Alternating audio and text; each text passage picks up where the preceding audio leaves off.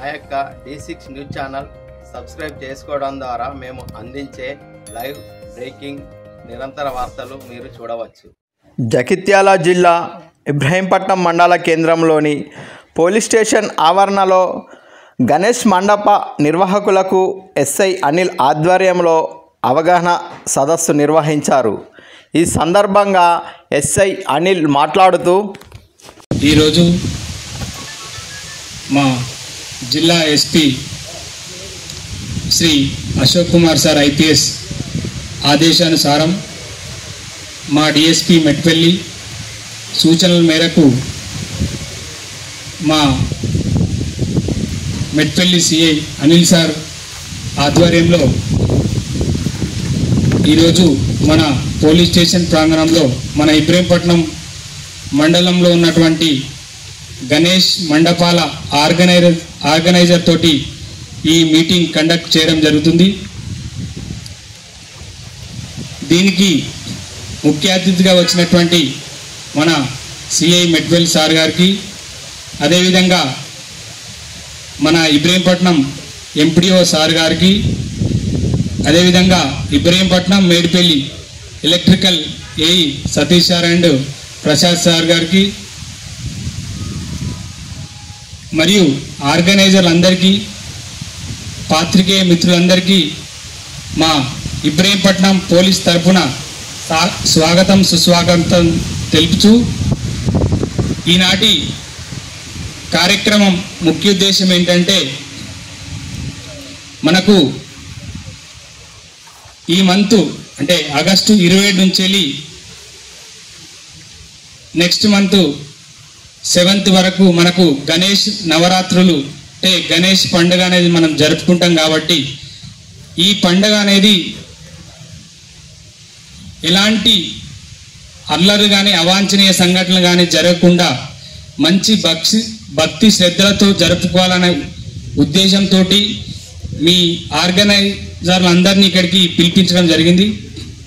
ఇక్కడ అందరం సిఏ గారు కావచ్చు, ఎంపీడీఓ గారు, ఎలక్ట్రిక్ వాళ్ళు అందరూ కొన్ని మనం ఈ సెలబ్రేషన్లో భాగంగా డోంట్స్ చేయాల్సినవి చేయకూడని ఇన్స్ట్రక్షన్ ఇక్కడ ఇవ్వడం జరుగుతుంది. దాని ఉద్దేశంలోనే మనకు అందరికీ తెలుసు, వినాయక చవితి చాలా అత్యంత ఇంపార్టెంట్ ఫెస్టివల్లో వన్ ఆఫ్ ద ఫెస్టివల్ అన్నమాట. ఎందుకంటే మహారాష్ట్రలో కావచ్చు, మన తెలంగాణలో కావచ్చు చాలా ఇంపార్టెన్స్ ఉంటుంది. ఎందుకంటే దీనికి 9 days మనం గణేష్ని పెట్టుకొని ఉత్సవాలు చేసుకుంటాం.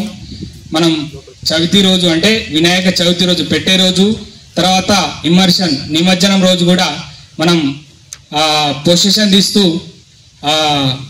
పాటలు పాడుకుంటూ డ్యాన్సులు చేస్తూ చేసుకుంటాం. కాబట్టి కొన్ని పోలీస్ ఇన్స్ట్రక్షన్ ఇక్కడ ఇవ్వడం జరుగుతుంది. అందరికీ తెలుసు, మొన్న అంటే ఇంకా క్లారిటీ సార్ వాళ్ళు చెప్తారు, మనము పోలీస్ ఏదైతే ఇన్స్ట్రక్షన్ ఇచ్చారో దయచేసి అందరూ తప్పక పాటించాలి. పాటిస్తేనే మనం సక్సెస్ఫుల్గా ఈ ఫెస్టివల్ అనేది కంప్లీట్ చేసుకోగలుగుతాం. నిన్నగాక మొన్న అందరినీ మన ఏరియాలో ఉన్నటువంటి డీజే వాళ్ళని బైండ్ ఓవర్ చేయడం జరిగింది. ఎందుకంటే ఎట్టి పరిస్థితుల్లో డీజే అనేది పెట్టడానికి లేదు. డీజే పెట్టినైతే ఖచ్చితంగా మేము యాక్షన్ అనేది తీసుకుంటాం. డీజే పెట్టడానికి లేదు. సౌండ్ పొల్యూషన్ కూడా మీరు బాక్సులు పెట్టుకుంటే సౌండ్ పొల్యూషన్ కూడా ఎక్కువ పెట్టడానికి లేదు. ఖచ్చితంగా బాక్సులు పెడితే కూడా పర్మిషన్ ఎవరి దగ్గరికి వెళ్ళి తీసుకోవాలి? డిఎస్పీ సార్ దగ్గరికి వెళ్ళి తీసుకోవాలి. మనకు లెటర్ పెడితే ఫ్రమ్ డిఎస్పీ సార్ నుంచి వెళ్ళి మనం పర్మిషన్ తీసుకొని మాత్రమే డీజేలు అంటే బాక్సులు రన్ చేసుకోవచ్చు. అంటే అది పరిమితికి మించి సౌండ్ పొల్యూషన్ పెట్టరాదు. అది కూడా ఎందుకు పెట్టరాదు మీకు తెలుసు. ఈ మధ్యకాలంలో చాలా మందికి సౌండ్ పొల్యూషన్ ఎక్కువైతే ఏమొస్తున్నాయి? స్ట్రోక్స్ వస్తున్నాయి. మన ఊర్లలో మన పిల్లలు ఉంటారు, మన చిన్న చిన్న పిల్లలు ఉంటారు. నైట్ పూట మీరు ఫుల్ సౌండ్ పెట్టారు అనుకోండి, పడుకుంటారా? పడుకోరు. అంటే మనం ఫెస్టివల్ని సెలబ్రేట్ చేసుకుంటున్నాం, ఇతర వాళ్ళకి ఇబ్బంది పెట్టకుండా ఉండాలన్నమాట. సేమ్ కొన్ని ఇన్సిడెంట్స్ జరిగినాయి కాబట్టి చెప్తున్నా. మనకు మండపాల దగ్గర కొంతమంది ఉండరు, పెట్టడం మోజే కానీ పెట్టిన తర్వాత మీకు ఆర్గనైజర్ ఎందుకు పిలిచిందంటే, ఆర్గనైజర్ కంపల్సరీ మీరు 1+4 5 ఖచ్చితంగా మండపాల దగ్గర నైట్ పూట స్పెషల్లీ ఖచ్చితంగా నైట్ పూట పడుకొని ఉండాలి.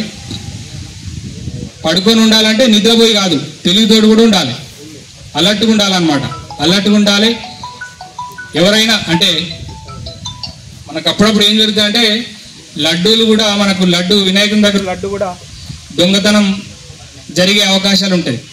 సరే, కొంతమంది దొంగతనం కాకుండా అది తింటే పిల్లలు పుడతారని చెప్పేసో మంచి జరుగుతుందని చెప్పేసో రాత్రి పోయే ప్రమాదం, ఇట్లాంటి సంఘటనలు కూడా జరుగుతాయి. దయచేసి మీరు దాన్ని కాపాడుకునే బాధ్యత మీ ఆర్గనైజర్లదే. అదేవిధంగా ఆర్గనైజర్లు ఉండాలి. మీకు ఇంతకుముందు ఏదైతే మండపాలు పెట్టిరో అదే ప్లేస్లో పెట్టాలి. వేరే ప్లేస్ అయితే ఇబ్బంది అయితే రోడ్డుకి అడ్డు అదే ప్లేస్లో ఖచ్చితంగా పెట్టద్దు. మనమే పోతాం కదా, ఇది మనది టౌన్ కాదు, మండల్ రూరల్ ఏరియా కాబట్టి. సరే, ఎంఆర్ఓ సార్ గారిని కూడా వేదికపైకి రావాల్సిన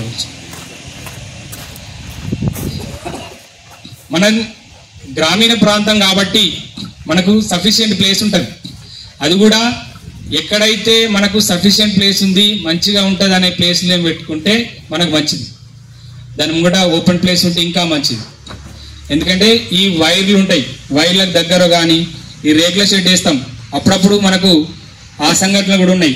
కరెంట్ షాక్ వచ్చి చనిపోయే అవకాశాలు కూడా ఉంటాయి. కాబట్టి దయచేసి ఆ ఎలక్ట్రిక్ పోల్స్ కానీ ఎలక్ట్రిక్ వైర్స్ ఉన్న ప్లేస్కు పెట్టుకోకుండా మంచి ఓపెన్ ప్లేసు, మళ్ళీ పబ్లిక్కి ట్రాఫిక్ కాకుండా అంతరాయం జరగకుండా ఉండే ప్లేస్ సెలెక్ట్ చేసుకొని పెట్టుకోవాలి.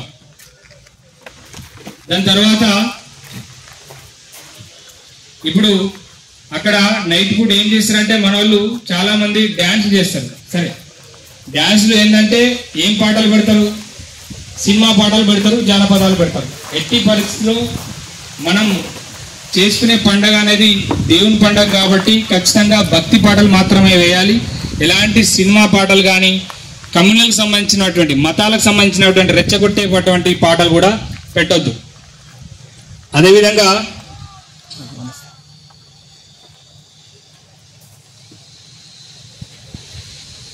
మీకు ఇప్పుడు ఆర్గనైజర్స్ అక్కడ పెడతారు కదా, ఆ మండపాల్లో ఖచ్చితంగా మనం పాయింట్ బుక్లు పెట్టుకోవాలి. పాయింట్ బుక్లు ఎందుకు అంటే ఇప్పుడు మీరు అందరినీ మనం ఏమని చెప్పినాం ఇందాక రాకముందు, ప్రతి గణపతి అనేది ఆన్లైన్ చేసుకోవాలి. ఆన్లైన్ ఎందుకు చేసుకోవాలి? ఆన్లైన్ చేస్తేనే పలానా ప్లేస్లో ఉందని మనం జియో ట్యాగింగ్ చేయడానికి, జియో ట్యాగింగ్ చేసి ఏం చేస్తాము, మీరు ఆ పాయింట్ బుక్లు పెడితే ఆ పాయింట్ బుక్లు మనం డైలీ మన బ్లూ కోర్టు మన పోలీస్ సిబ్బంది పెట్రోకార్ వాళ్ళు వచ్చి చెక్ చేస్తారు. ఎందుకు చెక్ చేయాలి? ఎలాంటి సంఘటనలు జరగద్దనే ఉద్దేశంతో, ఇట్లాంటి లడ్డు థెఫ్ట్ కానీ ఇంకేమన్నా గొడవలు అవి అయితే అనే ఉద్దేశంతో అలాంటి చెక్ చేస్తాం. సో ప్రతి ఒక్కరూ ఆన్లైన్ చేసుకొని అక్కడ పాయింట్ బుక్లు పెట్టాలి. పాయింట్ బుక్లో పోలీసు వాళ్ళు వచ్చినప్పుడు చూపెట్టి దానిలో సైన్ చేయించుకోవాలి. ఇంకా అంటే ఇంకా పొజిషన్ రోజు మనకు రాను సంస్కృతి ఎట్లా మారుతుందంటే, మనము గణపతి అంటే ఎట్లా తాగకుండా, అంటే నాన్ వెజ్ తినకుండా, ఆల్కహాల్ తీసుకోకుండా భక్తితోటి ఉండేది. ఇప్పుడు ఒక ట్రెండ్ అయిపోయింది, ఎస్పెషల్లీ యూత్ పిల్లలకి మంచిగా ఆల్కహాల్ తీసుకుంటారు, తాగి డ్యాన్స్ చేస్తారు. సరే, డ్యాన్స్ చేసినా కానీ తాగి వేరే వాళ్ళతో న్యూసెన్స్ గొడవలు, అంటే పక్క గణపతి వాళ్ళతోటి. పొజిషన్ రోజు కూడా విలేజ్లో ఒక 10 గణపతులు ఉన్నాయనుకోండి, ఆర్డర్ వైజ్ వెళ్ళండి, ఎవడు ముందేసినా ఎవడు వెనకేసినా ప్రాబ్లం ఏం లేదు. కానీ మన వాళ్ళు ఏం చేస్తారు, లాస్ట్ మన గణపతి వాడాలని చెప్పేసి ఓపెన్ దేవుని తీస్తారు బయటకు, అక్కడనే పెడతారు, అక్కడనే ఇక కొంచెం దుంకినట్టు చేస్తారు, మళ్ళీ రేపు కూడా అక్కడే ఉంటుంది. ఇట్లాంటి జరిగిన సంఘటనలు కూడా ఉన్నాయి. లాస్ట్ టైం నేను ఉన్నా కాబట్టి డబ్బా విలేజ్లో కానీ వర్షకొండ విలేజ్లో కానీ ఏం జరిగిందో మీకు తెలుసు. తర్వాత మనం ఏం యాక్షన్ తీసుకున్నాం కూడా మీకు తెలుసు. దయచేసి మనకు ఒక టైం ఉంటుంది, దీంట్లో కూడా మీకు ఆన్లైన్లో మెన్షన్ చేయాలి. ఎన్నో రోజు నిమజ్జనం చేస్తారో కూడా మెన్షన్ చేయాలి. అది మనకు ఇన్ఫర్మేషన్ కూడా పోలీస్ వాళ్ళకి ఇవ్వాలి. మీకు ఏదైతే మేము ఈ మన ఎంటైర్ 22 గ్రామాలని కొన్ని భాగాలుగా డివైడ్ చేసాం, అంటే మన మెన్నును బట్టి వాళ్ళకు తలో 5 గ్రామాల చొప్పున మన మెన్నును బట్టి ఇచ్చినాము. వాళ్ళు మీకు ఇన్ఛార్జ్గా ఉంటారు, వాళ్ళకి ఇన్ఫర్మేషన్ ఇవ్వాలి. ఎట్ ది సేమ్ టైం నా నంబర్ కూడా ఉంటుంది కాబట్టి నాకు కూడా ఇన్ఫర్మేషన్ ఇవ్వాలి. ఏ రోజు మనకు దేవుడు నిమజ్జనం అవుతుందనే రోజు. దయచేసి ఆ రోజు పెట్టేటప్పుడు కూడా ప్రాపర్ వెహికల్స్ కూడా ప్రాపర్ ఉండేటి పెట్టండి. దయచేసి వెహికల్ అబ్జెక్షన్ ఏమైనా అయితే చాలా ఇబ్బంది అవుతుంది. మళ్ళీ డ్రైవర్, ఎందుకంటే కొత్త వెహికల్ తేవాలి, మళ్ళీ దాన్ని వినాయకుడు కొంచెం బరువు ఎక్కువ ఉంటుంది కాబట్టి దాని నుంచి షిఫ్ట్ చేయడం చాలా ఇబ్బంది అవుతుంది. కాబట్టి అది కూడా చూసుకోండి. Proper vehicle especially vehicle drivers కూడా మీరు తాగుతారు, ఎడిసిన డ్రైవర్లు కూడా తాగుతారు చాలా చోట్ల.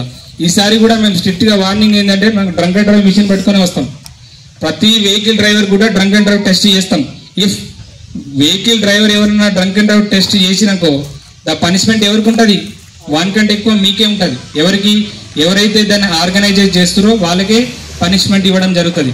దయచేసి ఆ అలవాటు లేనోని మంచి డ్రైవర్ని, అంటే ఐ కాంటాక్ట్ కూడా ప్రాపర్ డ్రైవింగ్ వచ్చిన వాళ్ళని పెట్టుకోండి, లైసెన్స్ అవన్నీ ఉన్న వాళ్ళని పెట్టుకోండి. ఎందుకంటే ఒకసారి ఏమన్నా పల్టీ కొట్టించిన అనుకోండి ఏమవుతుంది? అపశృతి అంటామా లేదా? వినాయకుడు పోయేటప్పుడు మనం జాగ్రత్త వెళ్ళాలంటాం. ఏ చిన్న ఇన్సిడెంట్ జరగకుండా మన దేవుడు నిమజ్జనం అయితే మన వాటర్లో వేసేంత వరకు జాగ్రత్త తీసుకుపోతాం. సో అదే మూడుతోటి ఉండండి. ఇంకొకటి ఏంటంటే మనము సీసీ కెమెరా అనేది మస్ట్ అండ్ షుడ్. ఇప్పుడు గణపతి దగ్గర సీసీ కెమెరా ఇప్పుడు కనీసం అట్లీస్ట్ 2 కెమెరాలు పెట్టండి ముందు వెనుక భాగంలో, అంటే దేవుడు కవర్ అయ్యేటట్టు, బ్యాక్ నుంచి ఎవరైనా వస్తే వచ్చేటట్టు. ఎందుకంటే చందాలు వసూలు చేస్తారు కదా, చందాలు వస్తే కనీసం ఒక 2 నుంచి 4,000 రూపాయలు అయితే ఇవ్వచ్చు. మనకు ఆన్లైన్లో ఫ్లిప్కార్ట్లో అమెజాన్లో కూడా ఉన్నాయి, తక్కువ కాస్ట్లో ఉన్నాయి. అట్లీస్ట్ ఈ ఉత్సవం పర్పస్ అన్నా ఒక 2 పర్చేజ్ చేయండి. లేదు మాకు పర్చేజ్ చేయాల్సిన స్తోమత లేదంటే మీ ఇళ్ళలో ఉంటాయి కదా, అట్లీస్ట్ 2 కెమెరాస్ దానికి పెట్టండి. ఈ 10 రోజుల మందమన్నా పెట్టండి కంపల్సరీ. ఆ సీసీ కెమెరా అనేది మస్ట్ అండ్ షుడ్గా చూసుకోవాలి. ఎందుకు పెట్టాలి? మీ దానికోసమే గణపతి ఇవి లడ్డు కానీ అది కానీ పోకుండా ఉండడానికి, వస్తువులు కానీ ఎవడన్నా వచ్చి డ్యామేజ్ చేయడానికి కానీ ఏదన్నా మీకు పడనోళ్ళు కానీ ఏదన్నా జరుగుతుందని ఉద్దేశం. ఇవన్నీ ఇన్స్ట్రక్షన్ పాటిస్తారని అనుకుంటున్నా. పాటించి మన మండలంలో ఎలాంటి అవాంఛనీయ సంఘటనలను జరగకుండా అత్యంత భక్తి శ్రద్ధలతో చేసుకుంటారని ఆశిస్తూ ఈ అవకాశం ఇచ్చినటువంటి సీఏ గారికి ధన్యవాదాలు తెలుపుతూ